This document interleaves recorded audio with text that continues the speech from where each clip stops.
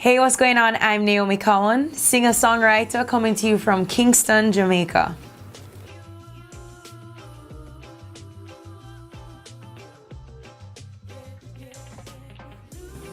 Yeah, so my parents are Tommy Cowan and Carlene Davis. And so what that meant is my whole life, I was, other than being in school, I was in two different places. I was either in a studio, sleeping on the floor, till all hours of the night, or I was backstage at a stage show or on tour, once again sleeping in some corner because it would be late. So, for me, what was so interesting about growing up in this industry, it was recognizing that all of these people had an influence on an audience, but to me, they were just regular people because that's all who I saw. As I would step outside of the space that I was raised in, I would recognize that, wait, that person is really famous, or that person is really famous, but it still doesn't occur to me that they're quote unquote famous. You know what I mean? So I think what was interesting was, I guess, being on the inside of something that seems so glamorous and recognizing that it's also not that glamorous. And I think what it also did was prepare me to be a comfortable performer. A lot of my life I've actually been a TV presenter and been in the media. And at one point in time, I was Miss Teen Jamaica. And so for me, being on a stage or being in front of people was never extremely intimidating. The only part of that process that's always been intimidating was ensuring that what was coming out of my mouth either sounded good or made sense or connected with people. But in terms of the performance aspect, I think just growing up, seeing stages like lights, all of those things are just normal to me. So that's what that was like.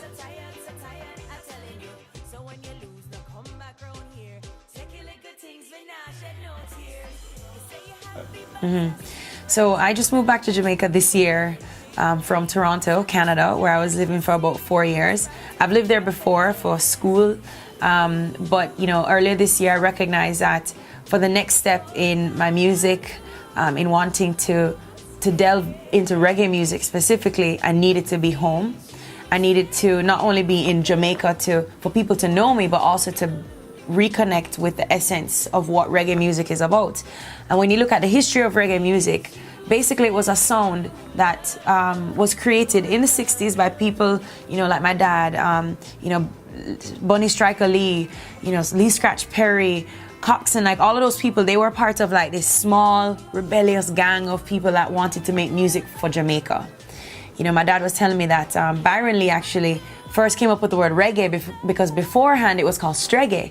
And in our society, streggae is actually a negative word for like a girl or somebody who's just not very tidy, or they're kind of like all over the place.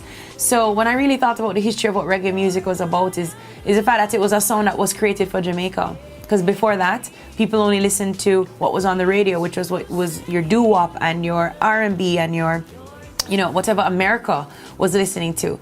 So I knew for me, I needed to be home to get to that foundation and tap back into that, because for me, I wanted to bring classic reggae in a fresh way. So it was only necessary to be home and also even to pay tribute and honor to the legacy I was born into. I knew being here would be special.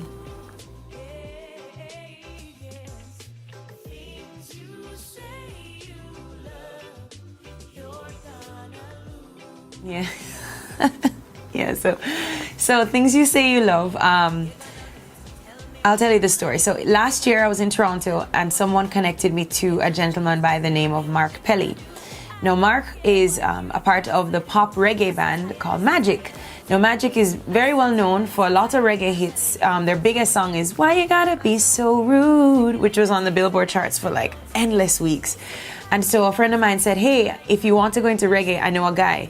And I was like, okay, sure, like whatever. Everybody knows a guy in Toronto. So anyway, long story short, Mark and I met up in person very quickly. And he said, okay, let's keep talking. So I said to myself, what am I going to pitch to this guy? Because he lives in LA. He's working with a lot of different people. He has his own band. How am I going to capture his attention? And so I said, why don't I look into the catalog of music that I would technically one day own, right? And I looked into my dad's catalog. Now, this song, Things You Say You Love, was released when he was a part of a boy band called the Jamaicans. Now, the Jamaicans they're famous for that song, as well as Baba Boom, which is, a huge festival song in Jamaica, which goes, everybody get ready, it's time to rock steady, it's Baba Boom time.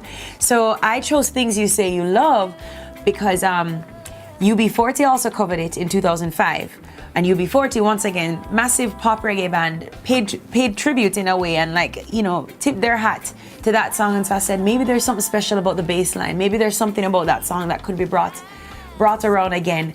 And then I recognized that this year would make the 50th year of this song actually being released. And so all of those things combined, between the legacy and the tribute and the honor, and then the fact that it's 50 years old and that UB40 covered it in a different way, all of those things, I was like, Mark, we have to do this song. And he was on board immediately. And then, fortunately, he had an opportunity to be in Jamaica for a gig with Magic. So he got to sit with my dad. They got to talk and just reason and hang out and things like that. And so when he and I actually recorded, it was seamless. And then I said, hey, would you like to sing on the song with me? Because he has a fantastic voice. He's like multi-instrumentalist. He played every instrument on that track except for the keys. And produced the whole thing, and he sings the second verse. And so it's super special that he would sing with me on it, because for me, what I love about the genre of reggae music is that it unites people of all backgrounds and races and nationalities together. So here it is, this guy, he's from Canada, lives in LA, and he's part of a pop reggae band, but reggae is their sound. And it has taken them all over the world. It has taken people like my parents all over the world, Bob Marley all over the world. And so I felt like this collaboration represented what reggae and rocksteady is about. So that's the song story.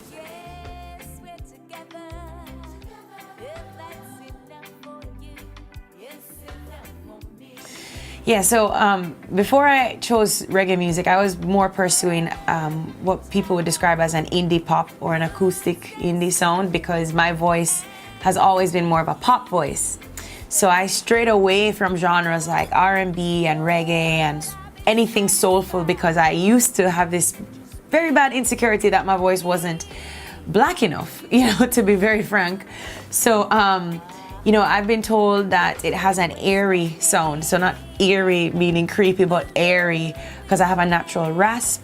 And I think just the way that I enunciate and kind of phrase my words sounds more on a pop side. And then also there's a lot of emotion tied into my voice, and that comes from my experience singing in church. When you sing in a church, you're really singing for the other people, and of course, to God, for whoever recognizes a God. But so the emotion and things that I learned just from singing in church, I think it comes out in my music. So a lot of times people just hear me sing and they're like, I want to cry. And I'm like, I'm not trying to make you cry. But I think something has come out of me that kind of brings all of those influences together. In terms of my songwriting process, I started to teach myself the guitar in about 2013, just so I could write. And so how I sometimes will write a song is I'll just start playing a series of chords, like a chord progression, and then figure out what is on my heart for that day, or for that month or season. There might be a theme that I've picked up on. And so I'll just start wording, mouthing words that relate to that. So whether it's like pain, joy, this and that, and just start singing. That's one way. Another way is obviously like if someone comes to you with a beat or a rhythm, and then you start to tell a story through that. But I find with me, what tends to be the most successful way of writing a song is when I strip it down to just chords and my voice and a story. And then I also think about who I'm trying to reach. So think about the audience, think about what they might have gone through and how this song is going to resonate with them, and how multiple people can resonate with one story. So that's a little bit of my process, because for me as a singer-songwriter, my goal is to entertain as well, for sure. I'm a very, weird, entertaining person, but even more so, I want to be able to create music that will connect with people, because music itself is a big part of our society. Everybody has a song for every special part of their life. You first dance, you first, song at your wedding. You remember the songs when you were a child. So for me, I'm like, how can I use my voice in a positive way that people will remember it and it will play a role in their lives and in their life story? So that's kind of my goal when it comes to music, and so that's a little bit of my process.